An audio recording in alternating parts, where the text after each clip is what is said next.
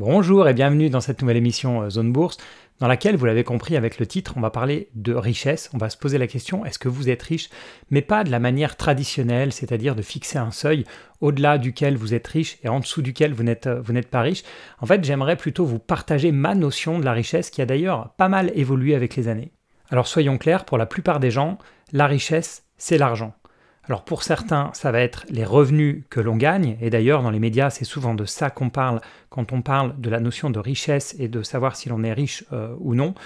Pour d'autres, ça va être plutôt le patrimoine que l'on détient, et c'est d'ailleurs la vraie définition économique de la richesse, c'est le stock d'argent et de biens que l'on détient et non pas le flux qui va rentrer par exemple tous les mois ou tous les années, c'est vraiment la vision patrimoniale. Cette vision de richesse égale argent, c'est clairement ce que je pensais quand j'ai démarré ma carrière professionnelle. C'est d'ailleurs une vision que j'ai gardée pendant longtemps, jusqu'à ce que je change complètement pour me dire que finalement, la richesse, c'est ce que l'on désire, donc souvent ce qui nous manque.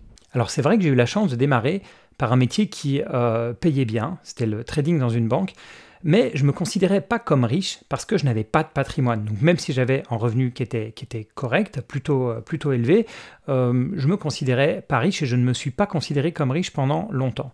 Et plus le temps est passé, et plus mon patrimoine a augmenté. Et après 20 ans dans le monde de la banque et de la finance, ce qui me manquait, c'était pas l'argent, mais au contraire la liberté et le temps. Et plus les années passaient, et plus j'avais le sentiment donc de manquer de liberté et de manquer de temps.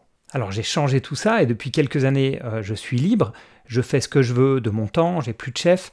Alors attention à la liberté pour moi, c'est pas forcément le fait de ne plus travailler du tout, c'est surtout de choisir déjà où travailler, quel travail faire, comment le faire, quand le faire et puis très important, avec qui le faire. Donc pour moi, vous l'avez compris, la richesse c'est la liberté.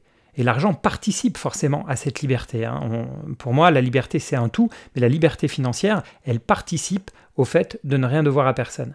Mais la richesse, c'est aussi lié aux relations avec les autres. Avoir une famille, des amis. Et le côté famille, notamment, dépend en grande partie de la liberté qu'on a, puisque si on est obligé de travailler 10 heures par jour, encore plus si c'est en présentiel, on ne peut pas consacrer le temps que l'on veut à ses proches, que ce soit donc famille, amis, activités, peu importe. Mais évidemment, pour profiter de tout ce dont on a parlé jusqu'ici, il faut avoir une bonne santé. Et le meilleur moyen de comprendre à quel point la santé est une richesse, c'est de voir combien ceux qui sont riches d'argent, alors je précise riches d'argent puisqu'on a vu qu'on pouvait être riche d'autres choses, donc combien ces gens sont prêts à dépenser pour rester jeunes ou bien rester en bonne santé. À votre avis, combien serait prêt à dépenser un milliardaire en fin de vie pour gagner une dizaine d'années de vie en bonne santé? Eh bien probablement une bonne partie de sa fortune. Alors je vous parle de tout ça sur une chaîne qui est dédiée à l'investissement parce que avoir la tête dans le guidon pour devenir plus riche, pourquoi pas, mais je trouve vraiment important de prendre le temps régulièrement pour redéfinir sa notion de la richesse qui, comme je l'ai dit, peut vraiment évoluer en fonction des années, en fonction de où on se situe dans sa vie professionnelle, mais aussi dans sa vie personnelle. Et en économie, on travaille de plus en plus sur cette relation entre argent et bonheur. Vous le savez, la notion de PIB est de plus en plus critiquée comme mesure de la croissance, puisqu'on le sait, être coincé dans un embouteillage, ça va créer du PIB, puisqu'on va être en train de consommer du carburant, ou parce qu'on va être dans une voiture même électrique, mais qui va avoir par exemple la climatisation qui va être en train de fonctionner. Puisqu'on parle de climatisation, ben oui, la canicule, ou les canicules, avec de plus en plus de gens qui ont la climatisation, mais ça va aussi augmenter notre PIB. Par exemple, quand on décide de ne plus aller au supermarché pour acheter ses tomates, mais au contraire de les faire pousser dans son potager, bah ça va nous faire baisser le PIB, ça va être considéré comme de la décroissance. Est-ce que c'en est réellement? Ça, c'est la question justement qu'on doit se poser. Même chose, si vous apprenez à réparer votre voiture plutôt que d'aller chez le garagiste, c'est aussi considéré comme de la décroissance, en tout cas en termes de PIB. Bref, je pourrais vous donner plein d'exemples, mais on voit que cette notion d'économie, ou revenu en général, et de bonheur, c'est une question qui n'est pas encore totalement résolue par la science économique. Au niveau macroéconomique, cette relation, ou plutôt cette non-relation entre bonheur et revenu, est appelée le paradoxe d'Easterlin, du nom de l'économiste Richard Easterlin, qui a montré en 1974 que la hausse du revenu, ou du PIB par habitant, ne se traduit pas nécessairement par une hausse du niveau de bonheur individuel. Et si vous regardez des graphiques récents notamment qui ont été faits aux États-Unis, entre PIB par habitant et bonheur individuel, on voit bien qu'il n'y a pas de lien entre les deux. Plus récemment, et à un niveau individuel cette fois-ci, il y a une fameuse étude américaine qui montre que richesse et bonheur sont corrélés jusqu'à un certain niveau de revenu. Aux États-Unis, c'est environ 75 000 $ par an, on va le détailler un peu plus loin.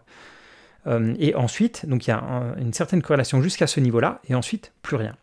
Et j'avais souvent entendu parler de cette étude, une étude de 2010 faite par l'université de Princeton, mais je ne l'avais jamais lue. Et en la lisant pour cette vidéo, première surprise pour moi, elle est faite par Daniel Kahneman. J'avais jamais réalisé que c'était lui qui avait fait cette étude.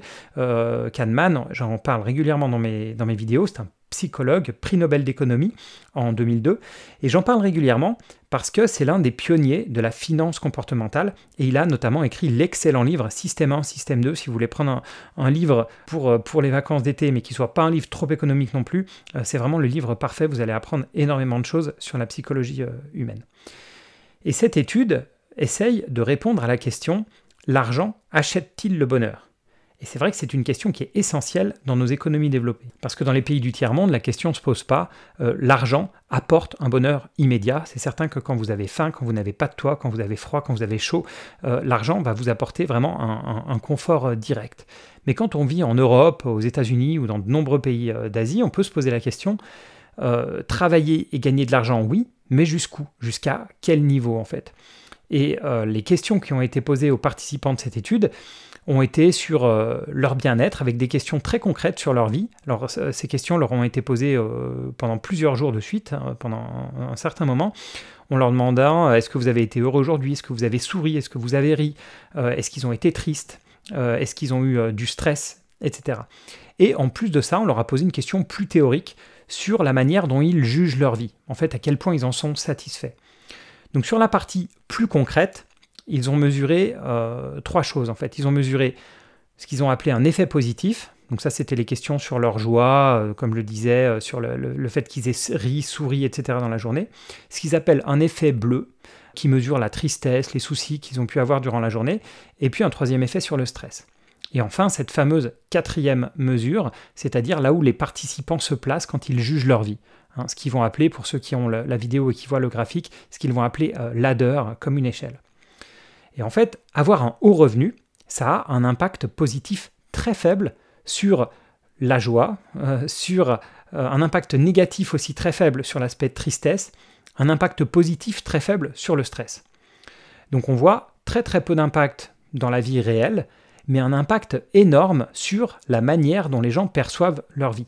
En fait, on peut résumer en disant que avoir un haut revenu, ça ne change pas concrètement la joie, la tristesse ou le stress qu'on peut avoir au quotidien, mais ça aide à se dire qu'on a une belle vie quand on doit la noter sur une certaine échelle en fait.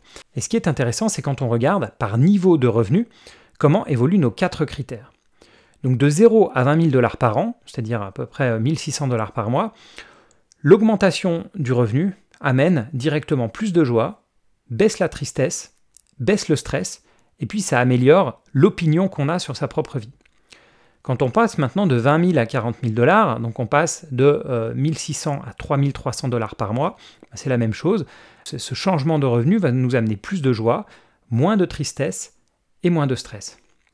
Mais ce qui évolue très fortement dans ces niveaux-là, de 1 600 à 3 300 $ par mois, c'est l'opinion que l'on a de sa vie. En fait, ça change beaucoup plus fort à ces niveaux-là que les autres paramètres. Parce que c'est un moment où on commence à sortir de la pauvreté, on voit une vraie différence dans sa vie, notamment quand on se compare aux autres, et on commence à se rapprocher du revenu médian américain de l'époque, qui est de 50 000 $. Donc on sort de la partie où on est un peu au bas de l'échelle, et on commence à se rapprocher du milieu de l'échelle. Au-delà de 40 000 $ par an, ce qui frappe, c'est que le stress diminue beaucoup moins vite. En fait, on a atteint un niveau qui permet de vivre avec déjà moins de stress. Et au niveau de, si on repasse à 60 000 $ par an, donc à 40 000 $ déjà, on n'a plus, le stress diminue à peine. Et si on passe au-delà de 60 000 $ par an, donc 5 000 $ par mois, alors là, le stress ne diminue plus. L'étape d'après, donc ces fameux 75 000 $ par an, donc 6 200 $ par mois, au-delà de ce niveau-là, chaque augmentation de revenus, ça n'apporte plus d'amélioration dans la vie quotidienne. On n'est pas plus heureux, on n'est pas moins triste et on n'est pas moins stressé. Mais ce qui continue à changer à chaque augmentation, c'est la perception que l'on a de sa qualité de vie. Donc on est toujours content d'être augmenté, on va potentiellement travailler plus pour gagner plus, comme disait quelqu'un, mais au final c'est surtout l'image qu'on a de sa vie qui change, mais concrètement, à la fin de la journée, on n'a pas été plus heureux, on n'a pas été moins triste ou bien moins stressé. Donc la conclusion, c'est ce que je vous expliquais un petit peu plus tôt. Au-delà de ce fameux seuil, alors qui est situé à 75 000 $ aux États-Unis, mais qui varie bien sûr selon les personnes, au-delà d'un certain seuil, l'augmentation de revenus n'améliore pas son quotidien, ne nous rend pas plus heureux. Et d'ailleurs, si on regarde bien le graphique, on voit que que dans les revenus plus élevés, le stress va repartir un petit peu. Alors ce sera bien sûr plus un stress financier, mais un stress qui sera lié au travail, aux responsabilités, etc. On a des études qui sont plus liées cette fois-ci au niveau microéconomique, mais qui ont été faites au niveau des pays. Et on s'aperçoit un peu du même principe, c'est-à-dire que le but c'est de sortir de la pauvreté. Donc sur vraiment les pays les moins riches, on a une grosse corrélation entre richesse et bonheur, mais très très vite, et même en étant toujours dans les pays en développement, quand on est sorti de la pauvreté et qu'on est passé vraiment de pays, on sort du tiers-monde, on passe en pays en développement, là déjà on est dans des niveaux de bonheur qui sont très très similaires à ceux des pays les plus riches. Donc on est déjà sorti du stress, on est sorti de la misère, et on voit que ça augmente finalement après assez peu.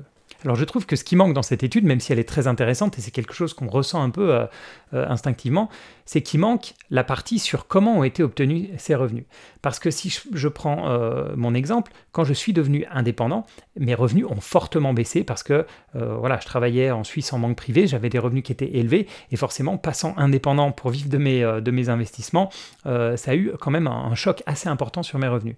Mais la manière dont ces revenus ont été obtenus font que la liberté que j'ai gagnée, et qui est, comme je vous l'ai expliqué dès le début, pour moi un critère fondamental, la liberté que j'ai obtenue a très largement compensé la baisse de bonheur, s'il devait y en avoir une, en tout cas moi je ne l'ai pas ressenti, qui a eu lieu en même temps théoriquement que la baisse de revenus. Donc je trouve ça important aussi de savoir comment les revenus ont été gagnés, parce que forcément si vous travaillez, je dis n'importe quoi, à 3 000 € par mois avec un travail qui vous demande énormément d'heures, un travail que vous n'aimez pas, qui est stressant, etc., et qu'on vous propose de travailler pour par exemple 2 600 € par mois avec un travail qui vous prend plus 10 heures par jour, mais 6 heures par jour, un travail qui vous plaît, avec des gens avec qui vous vous entendez bien, etc., avec beaucoup moins de contraintes, je pense que votre niveau de bonheur va très peu diminuer, voire même augmenter malgré la baisse de revenus. Alors maintenant, comme d'habitude, c'est à moi de vous retourner la question. Pour vous, qu'est-ce que la richesse? Est-ce que c'est une richesse financière? Est-ce que la richesse, c'est la santé? Est-ce que la richesse, c'est une richesse sociale avec tous les gens que vous avez autour de vous? Est-ce que c'est la liberté? Comme je vous le disais, moi, j'aurais plutôt tendance à pondérer énormément la liberté dans ma définition de la richesse. Dites-moi ce que vous en pensez et dites-moi, selon vous, qu'est-ce que la vraie richesse? Voilà, mettez-moi tout ça en commentaire et moi, je vous dis à bientôt pour une prochaine émission.